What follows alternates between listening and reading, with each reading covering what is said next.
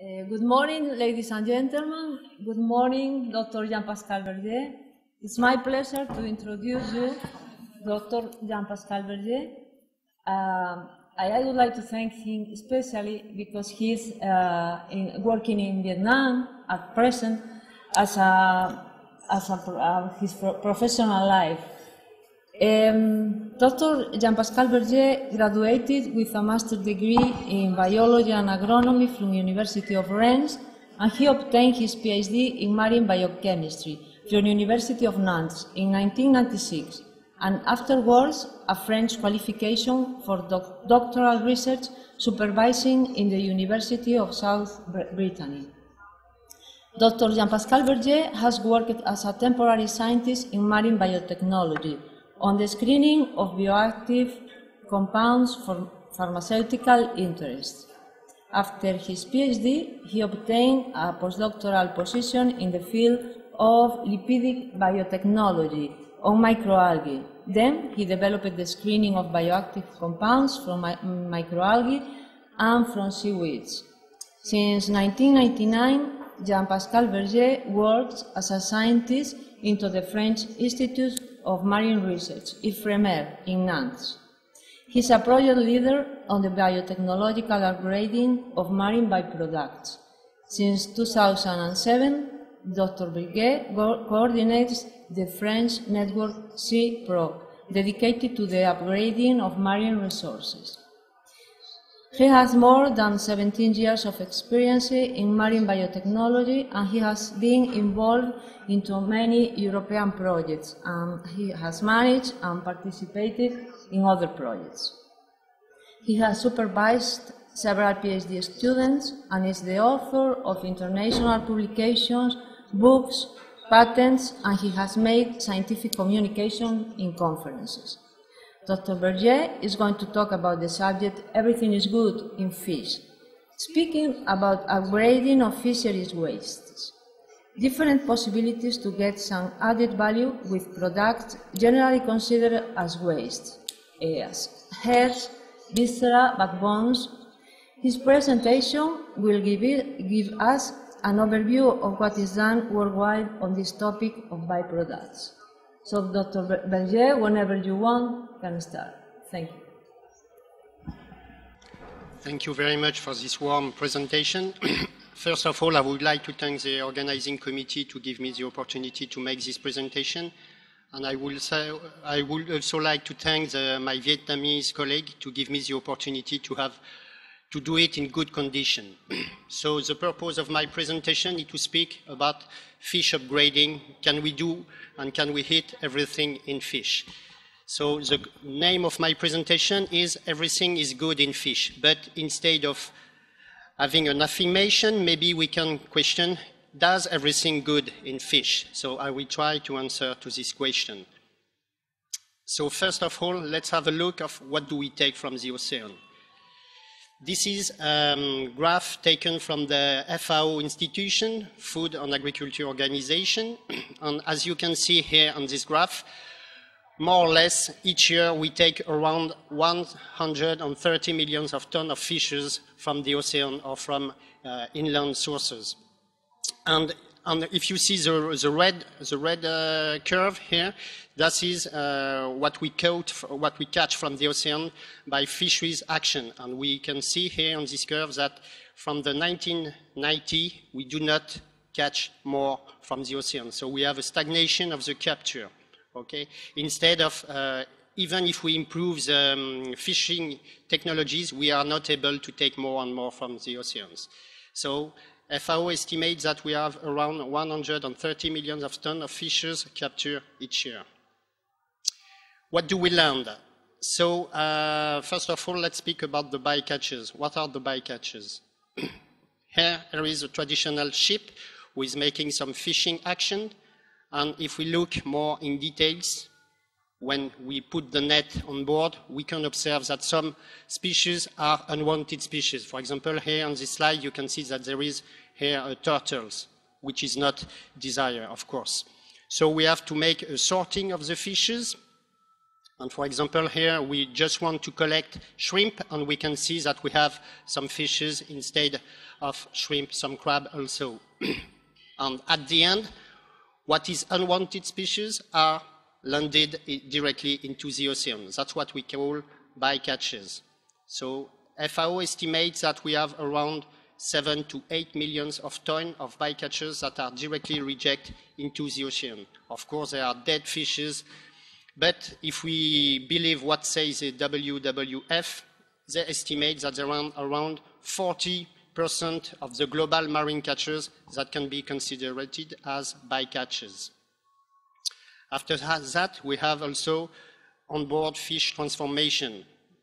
Here are the fish, and as you can see here in these pictures, people are preparing these fishes in order to sell them on the market. So, for example, they remove the viscera, sometimes the bone, sometimes the head, and so on.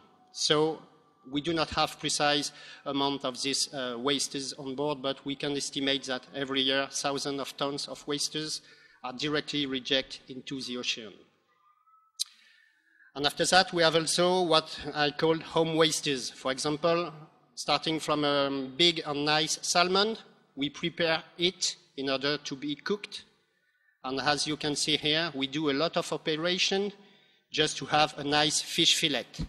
So for having this fish fillet, we will discard a lot of product. We will discard the head, that can be estimated to around 20% of the total biomass, the skins for around 2%, the cutoff for around 70%, backbones 15%, viscera and liver 15%, and sometimes we can also collect roes and meat that we do not eat. So if you make the total, you can see that the fish fillet represents less than half of the fish.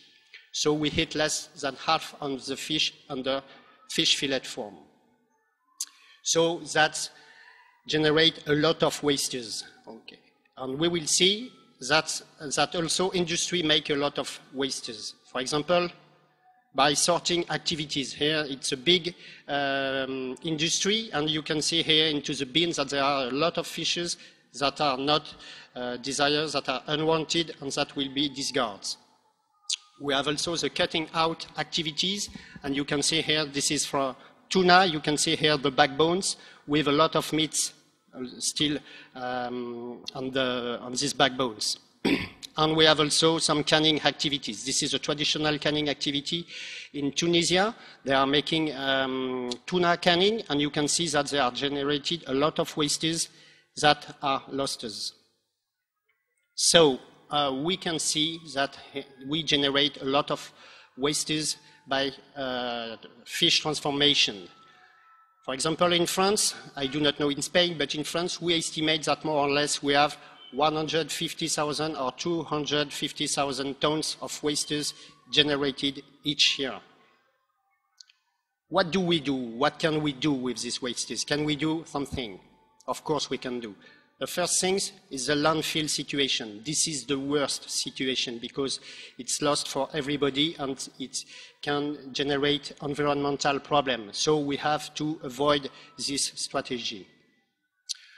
So instead we have some mass transformation. This is a worldwide situation. A lot of people is doing mass transformation of fishes and of fish wastes.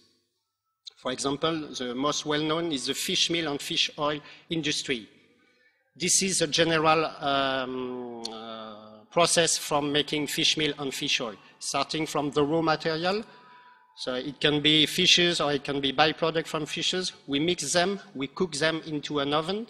After that, we apply a press in order to separate press cake, which is the solid part, and a liquid part, which will be decanted, and after that separate in order to generate the oil. I have to notice here that most of the oil produced in the world are produced by this strategy.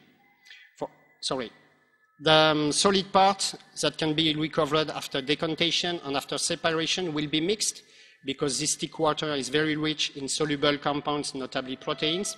There will be evaporate, concentrate, and after that everything is mixed, and that's what we call fish meal. This is pictures from a fish meal factory in Peru, which is the biggest country in the world making fish meal.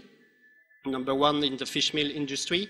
And at the bottom, you will see some fish meal. Fish meal is powder, a brown powder that contains around 70% of proteins and around 10% of lipids and 15% of minerals.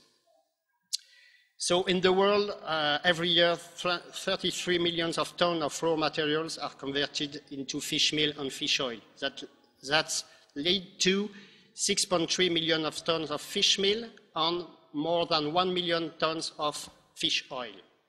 What about byproducts or wastes? Can we make fish meal and fish oil with these wastes? Yes, but they represent only 70% of the total amount of fish meal.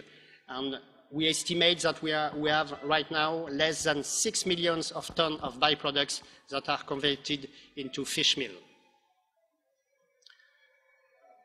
Here, this is an example of another application. We can make artisanal fish oil. This is a general recommendation from the FAO for underdeveloped countries. So with their byproducts, they can mix them with 2 volumes of water, cook them, and put them for 20 minutes at least into boiling, and after that they can recover food-grade oil. This artisanal fish oil is well used on the west part of Africa. We can make also compost with these byproducts. So I will not explain compost, everybody knows what is compost, but we have to know that for making compost from fish byproducts, we have to mix them with vegetal. But it works quite well. And we have good quality of compost if we put some fish wastes inside it. Let's speak about fish silage. What is fish silage? Fish silage is a traditional process that has been modernized since 30 years. So starting from the fish, we mix them and put some acid, a food grade acid, and in this case we use formic acid, and after that we put it into a tank and wait hours, days and weeks in order to have a liquefaction of this biomass, and we will recover a solid fraction. So this is an example of an unsealed tanks. We can have a very big installation into the world. Fish silage can have a lot of application. In this slide, you will see some agronomic application. They are very useful, for example, for orchidea or for some flowers and plants, and they are very well used worldwide.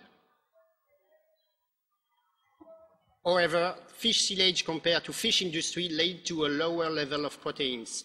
But the main difference between fish meal and fish silage is that in the case of fish silage, those proteins are crude, they are non-cooked, so they have different properties. And another very great advantage is that we can make not only feed product, we can make also, for, as I show you, some agriculture application. Fish shows. I am in the country of fish shows right now in Vietnam. So they are traditionally make great amount of fish shows for food users. Here you can see a traditional factory of fish shows. This is based on the process of a very long fermentation with fish and salt and bacteria development. Here, this is the starting raw material, and this is the final product that they call nuoc mam. So this nuoc mam or fish shows is traditional in Asia, and every year a lot of volumes of fish shows are produced in this part of the world. Sometimes you can use also byproducts to make fish shows of very good quality. Let's have a look now to what I call hydrolysates. This is a global composition of fish. A fish can be considered as mineral, this is the backbones, oil, this is the fat, and the muscles can be considered as proteins.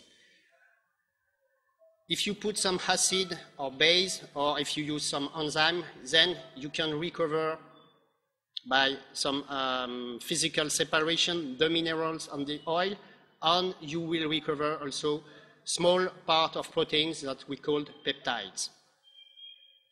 Here in this slide, you will see what we obtain when we make enzymatic hydrolysis of salmon. At the bottom here, you have the minerals, which are the backbones. At the middle, you have the proteins in the aqueous solution, and at the top, you have oil of very good quality. But let's see what is done in industry. This is salmon heads. This is the reactor when we make the enzymatic hydrolysis. So we control pH, temperature, and we add some enzyme, and we mix it during an hour or 2 hours. And after that, that's what we can recover. We can recover at the bottom, we can recover the backbones, which are very clean, devoid of meat. Here, this is the aqueous phase, very rich in protein, and this is the oil, very red, very colored, and of very high quality. So we can recover 3 kinds of products by making fish hydrolysates. Now let's have a look about sorting. Can we do better? Can we win more money? Can we be more sustainable if we sort our wastes of our byproducts? Of course we can. So I believe that by sorting we can have a better upgrading, but I will try to demonstrate it to you. For example, if we sort our byproducts, we can have some products that can be directly used for food. The most well-known product, I believe, in the world is cod liver oil. This is a very famous product used from around 50 years, mostly in Scandinavian countries, and right now people usually take a cod liver oil spoon every day. We can also make some product from the fish eggs, and one of the most famous is the tarama, which is a Greek traditional product. Let's have a look now to unusual product. So this is our dryer, a picture taken in Iceland, but it is far away. We cannot identify what Icelandic people are drying. So let's have a zoom. And here we are. They are drying some fish heads, cod heads. What do they do with these cod heads? In fact, they export it to Asian or African country under dried form, and those people use it to make a traditional meal. I believe that in Europe it will be not very successful, but it is successful in Africa and in Asia. So as we can see, we can have some direct food application if we make a sorting of our byproducts. Sometimes it's only for local markets, but those markets can be very important. However, now we have to take care because we are speaking about food products, so we have to respect food standards. Let's have a look now to traditional foodstuff, and I will speak about aroma. So everybody knows aroma. They are very useful to enhance the taste of or the flavor of meal. But in industry, they make meal enhancer by 2 kinds of technologies. The first one is you mix your raw material, so your fishes or your byproducts, with some water. And after that, you remove the raw material, you recover the water, and you concentrate the soluble molecules, mostly protein. With 1 kilo, you will recover 5 to 7% of a soluble extract. This is the first strategy. The second strategy is starting from the raw material. You cook it, you dry it in order to remove all the water inside, and with that you will recover an insoluble powder with a yield around 20%. Of course, those products are really different. Who is using this foodstuff? As you can see here, this is a market analysis, and you can see that this is mostly Asia, and notably Japan and China, where are the biggest consumer of this marine extract into the world. I am speaking here about the extracts, which are the only soluble fraction. So we can estimate that every year we have around 50 to 60,000 of tons of those marine extracts that are consumed worldwide. For the marine powders, the level is much more lower. This is due to the fact that the marine powders are not soluble into water. So we have to use it carefully. And one more time, this is Japan and China who are the biggest consumers into the world, but we have also South Korea and ASEAN countries. Marine powders and marine extracts are mostly consumed into Asia, but due to the evolution of our habits, and notably our food habits, European people, American people consume more and more sushi and sashimi, for example, so they will consume more and more marine powders and marine extracts. So it's become a worldwide market.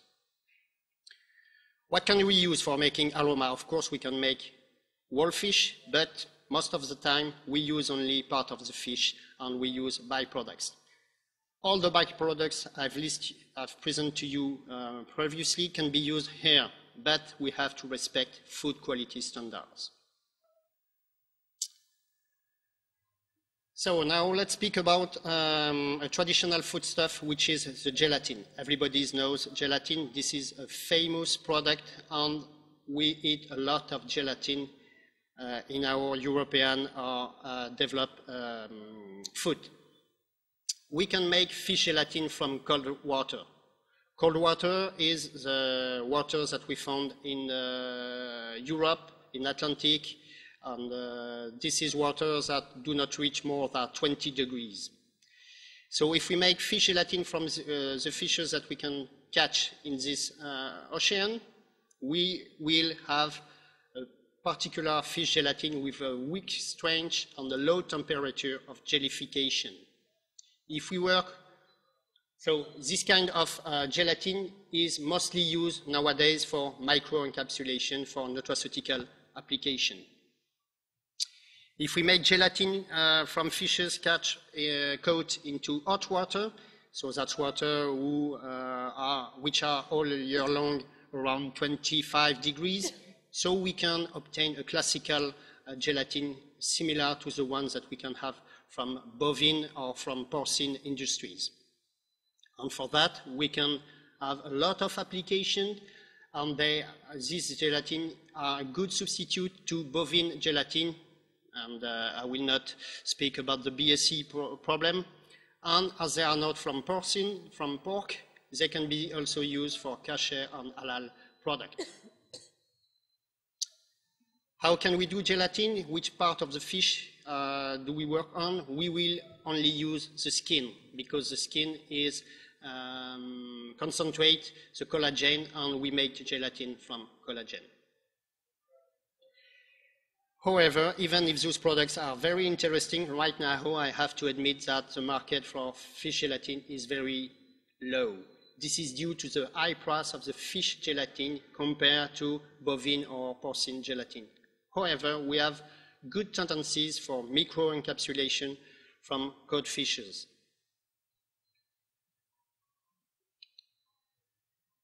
Now I will speak about omega-3. Omega-3, I think, is the most well-known marine product into the world. Everybody knows omega-3. Everybody knows that omega-3 are good for health. And everybody knows that we have to eat omega-3 to have a good health.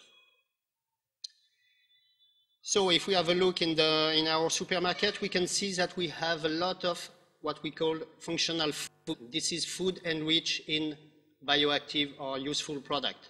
And here, these are some examples of functional food enriched into omega-3. We have oil, we have butter, we have yogurt, we have milk, we have juice, and we can have also eggs. Right now, omega-3 are used as additives into all these kind of products. However, we have to take care. We have different kind of omega-3. We have two kinds of, in fact, of omega-3. We have omega-3 from vegetal, and we have omega-3 from fish.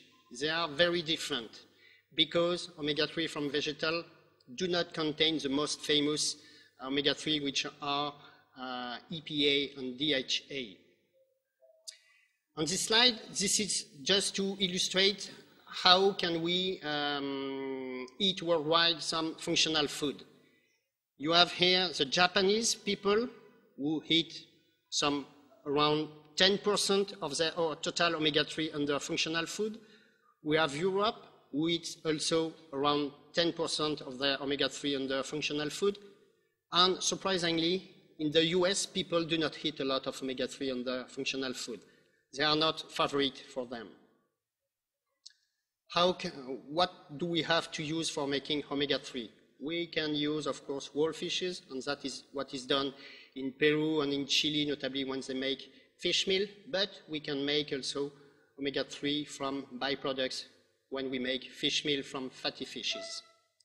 So just to remind you that when you make fish meal, here you will also recover fish oil, and the omega-3 are coming from those fish oils.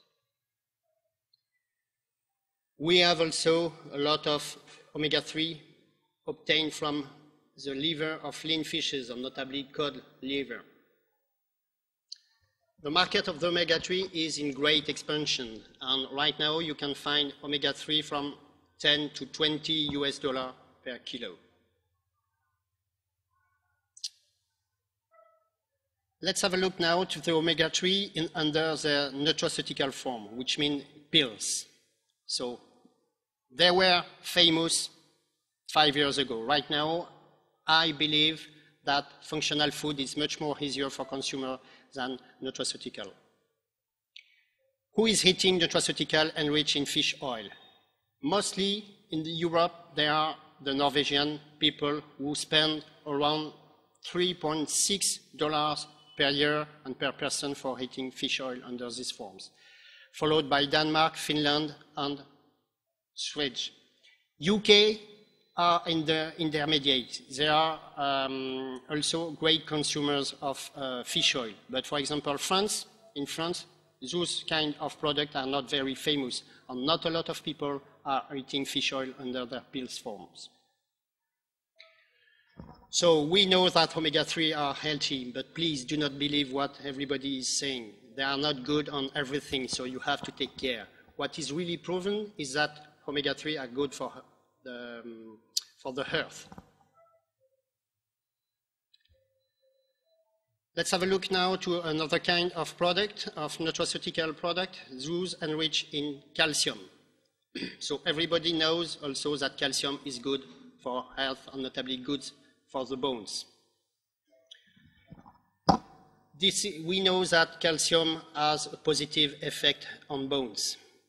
Who is the target for the nutraceutical enriched calcium? This is mostly old people who suffer of osteoporosis, but we find also the child and the teenagers who do not drink enough milk. For making calcium to be put into pills, we use mostly fish bones, which are very good sources of calcium.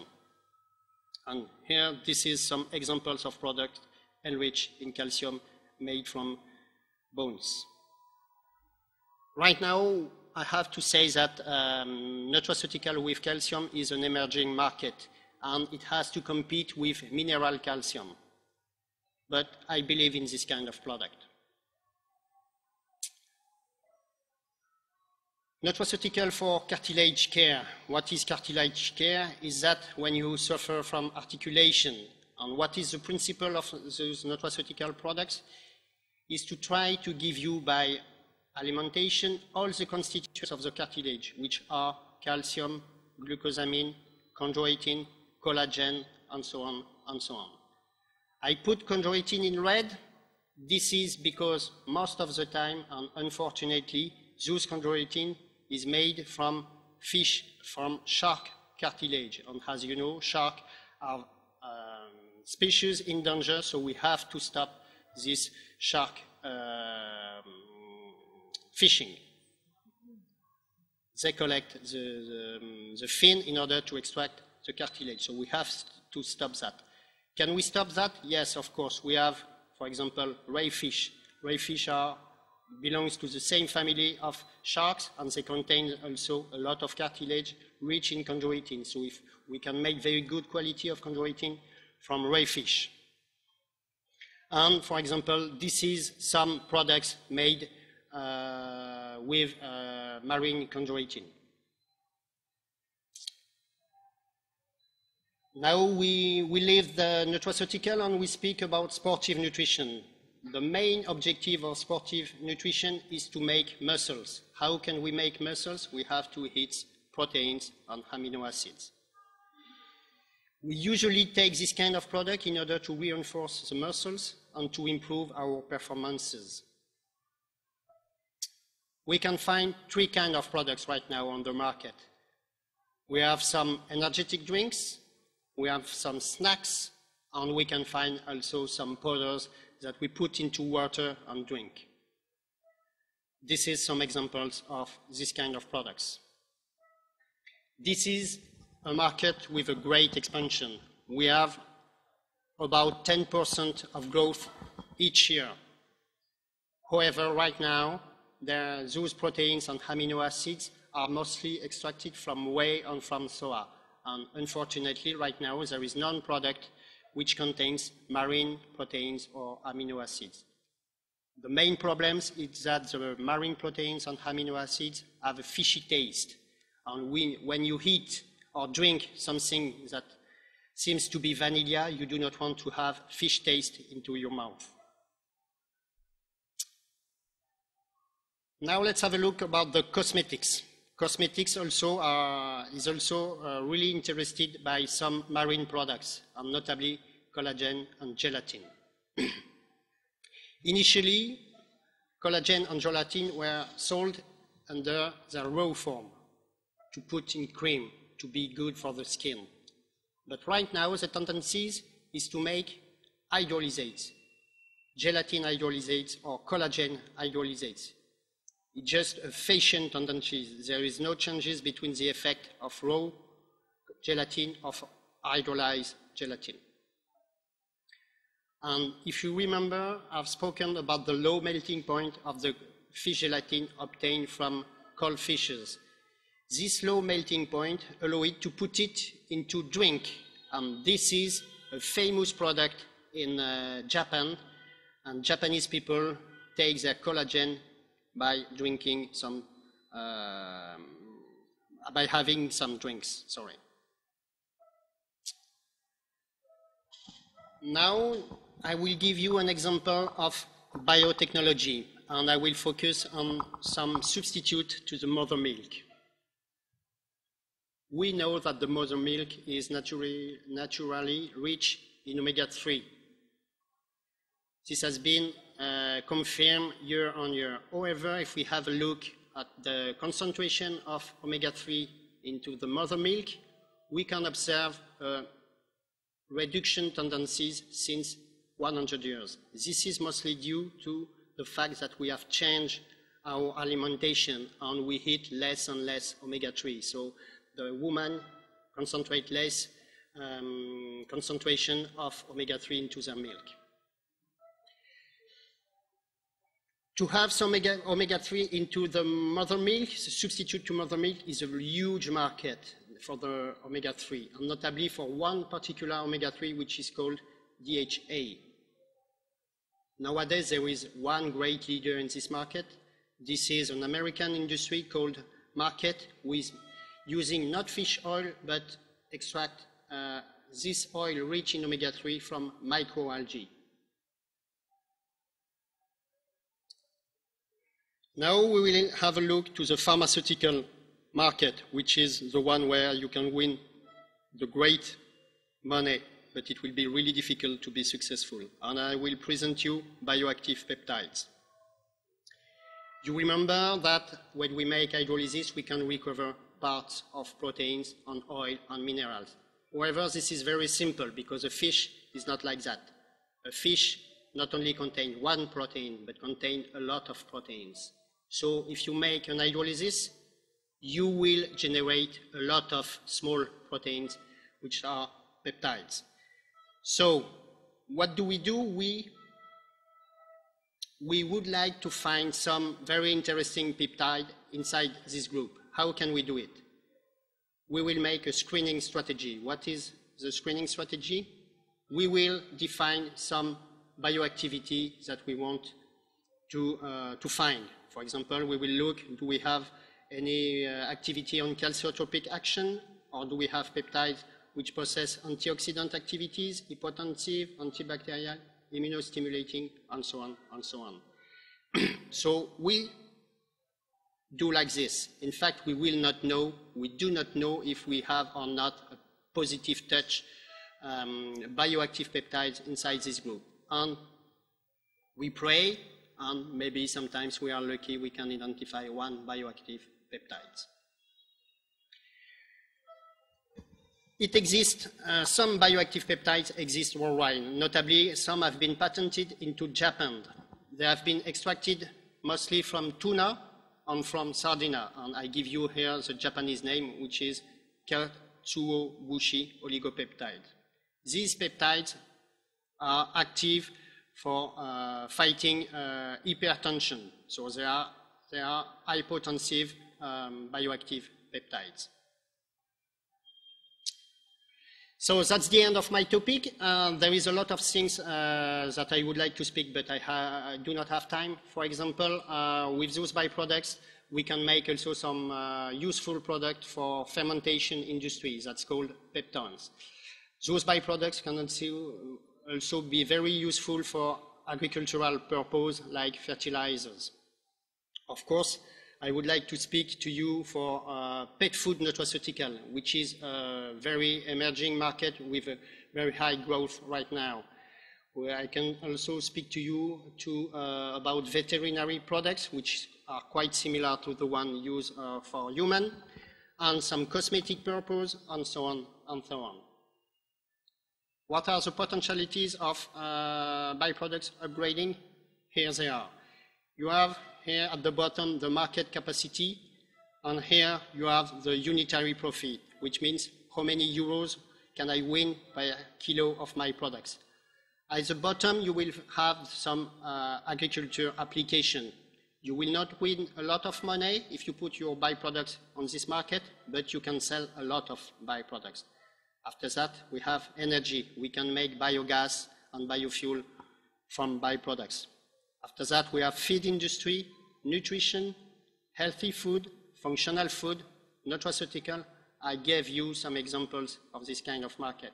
And at the top, you have some pharmaceutical application. The market is very low, but the unitary profit can be very, very high. But it's a long way. So my question was, does everything good in fish? We can say yes. I think that everything is good in fish. Thank you for your attention. Next time I will speak about crustaceans.